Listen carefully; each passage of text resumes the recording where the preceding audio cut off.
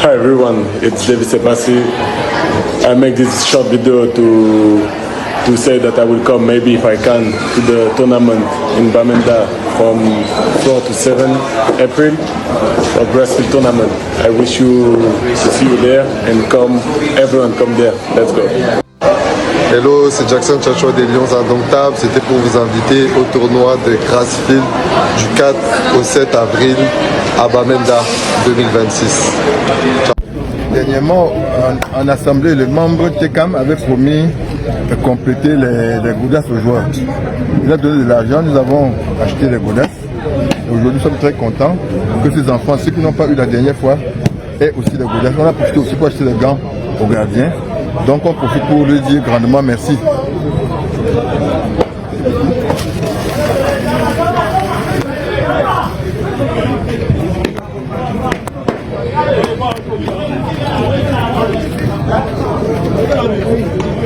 Ce n'est pas papa, ce n'est pas papa. Ne papa, ne papa.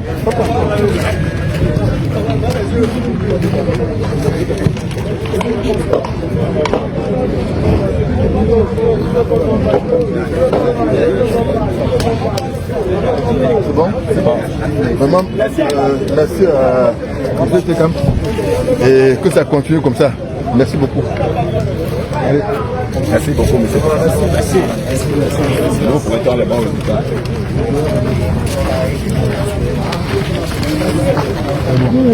Les amis, bonsoir. J'espère que vous allez bien. Un petit tour de partage. Vous avez suivi là Jackson Tchatchoua, notre gardien Davis et Passy qui appelait à se rendre à ce tournoi Grassfield du côté de Bamenda. Et également Bonaventure Jonkep, ancien Lion et coach de la MTN Elite One qui partageait quelques petits lots, quelques petits dons de godasses, de gants de gardien offert par des bienfaiteurs à l'équipe Union Sportive de Douala. Switchons un tout petit peu avec Franck Magri qui de retour de sa blessure après près de 2 mois comme ça d'absence. Il n'est pas retenu dans le groupe de Toulouse qui va donc affronter ce week-end Paris Saint-Germain. Et selon plusieurs sources, ça se lit un peu de partout. L'attaquant des Lions Indomptables a été écarté du groupe à la direction du club. Et pourquoi? Il n'a pas voulu faire la prolongation de son contrat qui doit normalement expirer en juin 2026. Alors, l'avant-centre des Lions Indomptables va donc devoir quitter le club cet été en étant donc libre si rien ne change. Bref, on espère que les choses vont se dérouler de la bonne des façons pour lui. Happy birthday, c'était le jour de Andre Onana qui fête ses 30 ans aujourd'hui. Vous avez vu là sur la page de Manchester United qui également mentionnait ses vœux d'anniversaire à Andre Onana. Lui qui n'a toujours pas encore des clauses de contrat, du moins des clubs qui sont vivement intéressés. Et de ce fait, n'ayant pas encore un club intéressé par ses services, il doit devoir retourner donc à Manchester à la fin de ses 1 an de prêt du côté de Trabzonspor. Maintenant, à Manchester de savoir quoi faire de Andre Onana. Je pense, si je me trompe, qu'il est encore là jusqu'en 2028. I think so. Christian Kofan est de plus en plus suivi par des grands clubs, n'est-ce pas? Des clubs également de la PL.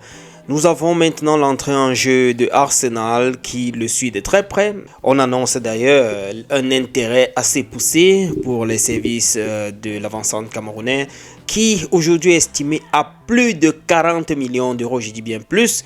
Parce que ce qui se trouve actuellement sur Transfermarkt n'est pas forcément les dernières actualités. Puisque la dernière actualisation de ce contrat, du moins de cette valeur sur Transfermarkt, c'est la valeur du mois de mars dernier. Dont les dernières actualisations, le place un peu plus haut que les 40 millions d'euros. Parlons maintenant des Lions Indomptables. Le Stade Rennais se réjouit de la performance de son défenseur Aboubakar Naguida face à la Chine. Vous savez les gars, les Lions Indomptables se sont imposés il y a quelques jours 2-0 lors des FIFA Series. Il a été passeur décisif sur l'ouverture du score et à l'origine du second but, il a fait un très très beau match. Un succès qui n'a pas échappé à son club. La Chine d'ailleurs qui s'est inclinée comme ça, et là les Camerounais ont trouvé quand même toujours l'occasion de dire que c'est parce que c'était le 93e mondial, ils ne pouvaient pas battre une équipe qui est bien placée, oubliant très bien que nous les Lions avions fait match nul avec les Swatini qui était une centième, je crois 159e en ce moment-là sur le classement mondial. De quoi s'en féliciter de ce que David Pagou et son staff sont en train de faire avec des jeunes joueurs qui n'ont même d'ailleurs jamais eu à jouer ensemble, tout fraîchement recrutés comme ça là, du moins convoqués, et qui se sont mis ensemble lors du deuxième match et ont fait de très belles performances. Ils ont réussi quand même à placer le Cameroun, du moins même pas à placer, à le maintenir 45e mondial, puisqu'il n'a pas bougé.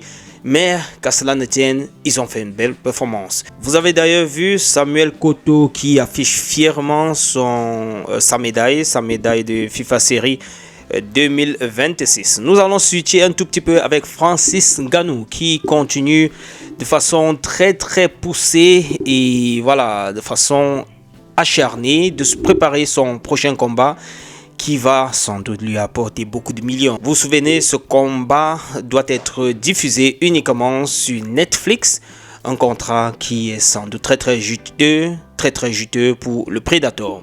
Stage préparatoire CAN U17 Maroc 2026. Le sélectionneur et ses poulains ont discuté un match amical ce jeudi 2 avril contre Espérance Academy. Nos Lions U17 champions de l'UNIFAC après ceci vont avoir un petit break, une petite pause pour la période de Pâques. Et jusqu'ici, lors de leur préparation, il n'y a pas encore eu de cas majeur signalé dans l'infirmerie. Enchaînons avec la MTN Elite One. Le résultat de la 12e journée inclut les matchs en retard de la 7e journée. Nous avons ici Unisport de Vafan avec 26 points en tête, suivi de Coton Sport 22 points, Gazelle FA 21 points, PWD 20 points et Dynamo de Douala 18 points à la 5e position. Les amis, nous allons terminer maintenant avec cette image du sélectionneur David Pagou lorsqu'il a reçu le carton rouge lors du match Cameroun contre la Chine. Ça m'a rappelé un certain épisode avec Mounoga et l'ancien sélectionneur là les gars, juste pour rire. Sauf que cette fois-ci, il s'agit de notre Pagou. Ce n'est pas le blanc de la Belgique. Les amis, on termine par cette vidéo de l'ancien gardien congolais qui nous fait sa danse, n'est-ce pas, de célébration au moment où il était encore sur le terrain. Ça, c'est à la suite de la victoire des Léopards du Congo, n'est-ce pas, qui leur donnait leur ticket pour la Coupe du Monde 2026. Les amis, on se retrouve dans un autre tour de partage. C'était un peu calme aujourd'hui. J'ai pu recouper comme ça quelques petites actualités à partager avec vous. Retrouvons-nous dans un autre tour, les amis. Bonne fête de Pâques et à très bientôt. Ciao.